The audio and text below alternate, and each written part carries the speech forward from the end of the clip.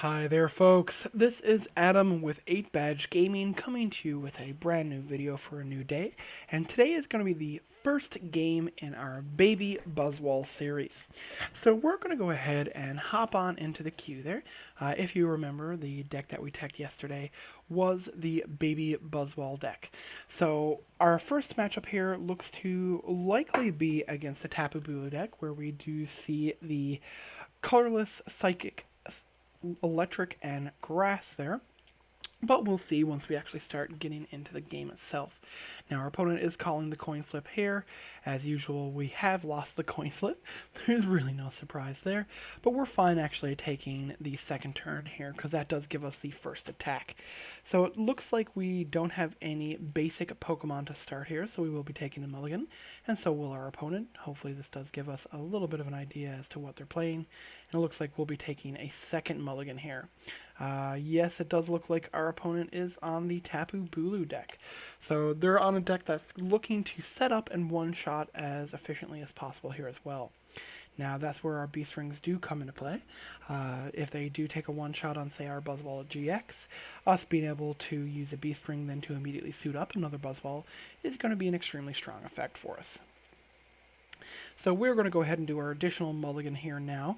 We'll see what we do get. We are going to be limited to just a Baby Buzzwole. So let's go ahead and throw up the Baby Buzzwole here, and we're going to see what we draw on our first turn. So let's see what our opponent does with their first turn of setup. They've started a Grubbin. They did draw from the mulligan, and they've drawn for turns, so they do have quite a few cards in hand. Now, I'm sad that we're currently sitting at 3 energy in hand, and our only draw support being a Sycamore. I don't really like discarding the Guzma here or the extra energy, but it might just be that we end up throwing an energy down on the Baby Buzzwole, attaching a Choice Band, and just going for some damage here.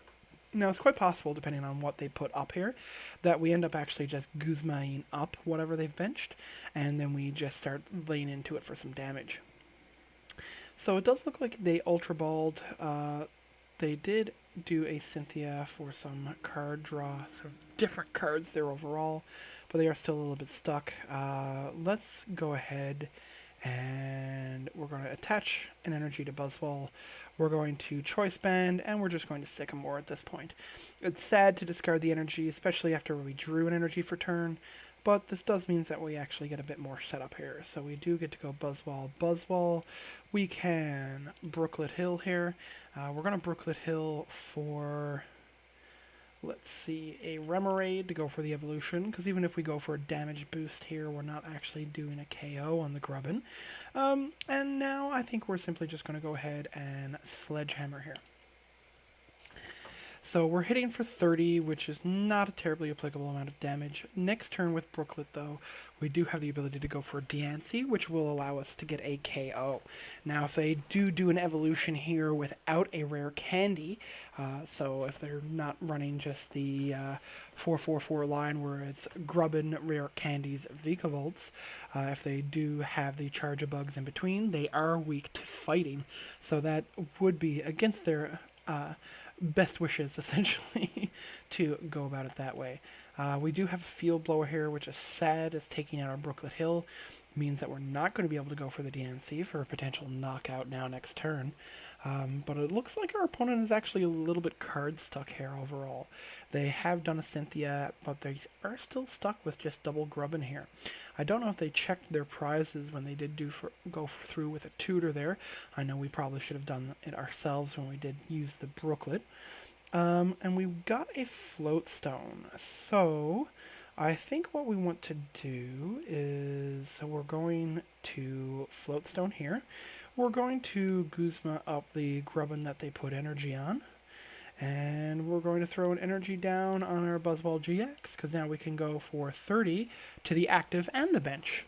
So now we're up to 60 damage on the benched Grubbin here, meaning that if we do get off another Jet Punch without him evolving, then we're going to be able to go for a straight-up KO. We do see our opponent here doing a Sycamore. He did have a Lele, which he didn't invest to the bench there, and he is putting down another Grubbin.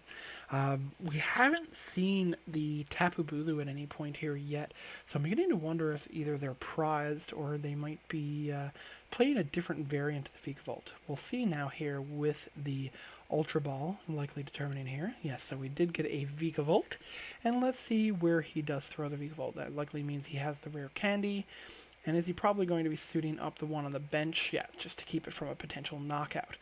Now, little does he know, we do have the Guzma to kind of mess up his day there again. And he is putting the energy onto the active Grubbin here for a Vice Grip for 20. That's a bit of an odd choice. We did draw another Baby Buzzwole, but let's go ahead and Guzma up the Vikavolt here. We're going to promote our own Remoraid for the free retreat. We're going to retreat into Buzzwole. And we're going to go for a Jet Punch, putting damage onto the Grubbin here. We are hitting for weakness, which means that next turn we will be KOing the Vikavolt if he can't get it out of the active. His Strong Charge does only let him attach 2 energy to the Vikavolt, so he would need to evolve into a second Vikavolt here to really kind of go for a full energy attack of being able to hit for the 150, and that would actually just abandon quite a few of his energy there. So let's see if he does actually hit off of his order pad here. He did get a tails on that as well. That's the second order pad that he did get a fail on there. And we'll see what he decides to go with here now.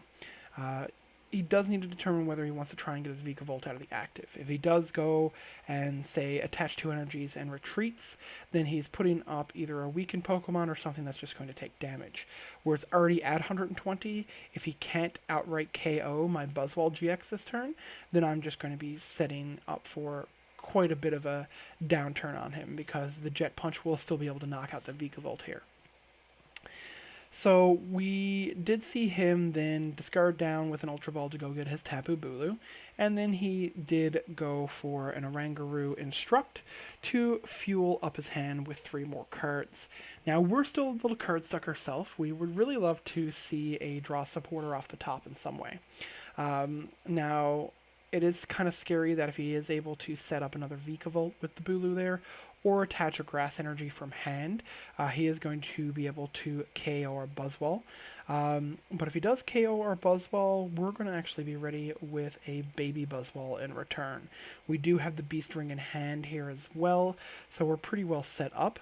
So I think what we want to do is we're going to take 2 prizes this turn, because we're going to Jet Punch.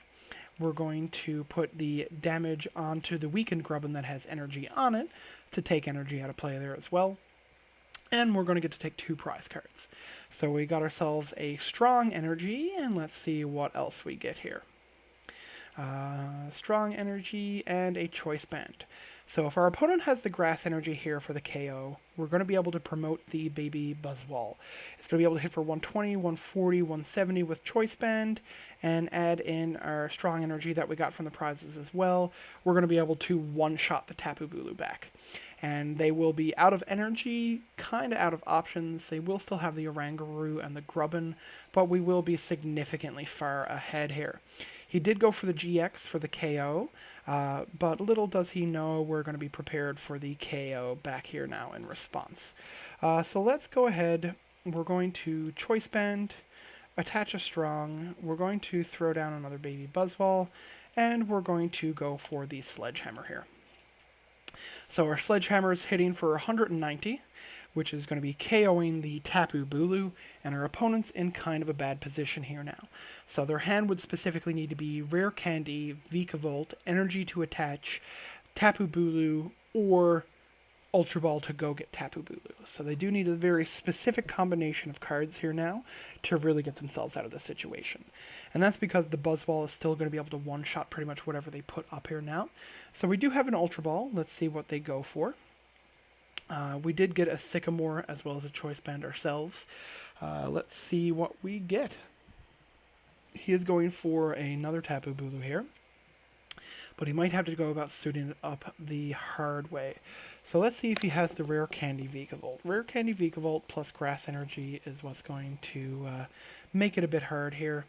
So let's see, he actually forced up the Tapu Bulu. He's going to Instruct, and that might lose him the game, because a Horn Attack here now doesn't do anything for him. The Buzzwole is still going to be able to KO. I suppose right now he had the energy. He was trying to go for the Vikavolt Rare Candy, and he didn't have it. So we were able to take an early win here. We were able to beat out the Vikavolt deck. It did have a bit of a slow start, to say the least, but I'm pretty happy with how it turned out. The Baby Buzzwole did come out to play there. It did get to show exactly how strong it could be, using a single prize attacker with a couple of energy attachments to be able to one-shot our opponent's GXs is extremely strong. So overall, my opinion is pretty great with the deck so far. Though, again, this is only just one game in, but I did expect it to go pretty well. Even with how card stuck we were, we ended up taking the win pretty handily. Like, our opponent didn't actually have much to be able to do in response there, so I'm happy with how it turned out. Now, as always, we do greatly appreciate your viewership. We do hope you tune in for our further gameplay videos in this series. And this is Adam with 8 Badge Gaming signing off.